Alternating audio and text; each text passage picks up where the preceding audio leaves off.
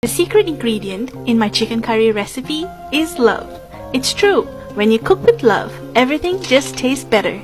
Here's the recipe. Start with some oil on a pan with medium heat and add your spices. After a couple of seconds, go in with your onions. I use at least 3 onions. The more you use, the better. While your onions are cooking, blend together some garlic, ginger, and red chilies with some water.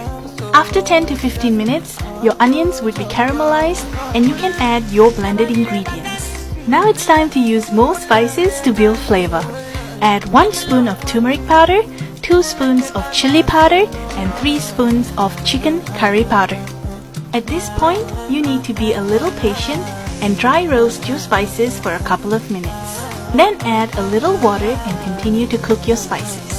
You will need to repeat this process at least 3 times in order for your spices to cook. Then blend together 1 to 2 tomatoes with a little salt and add it to your mix.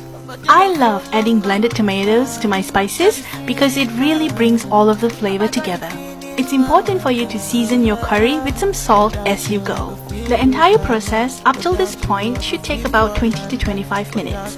Then you can add your chicken. I like to add potatoes because it goes really well with chicken curry. Be sure to mix all of your ingredients really well before adding a little water.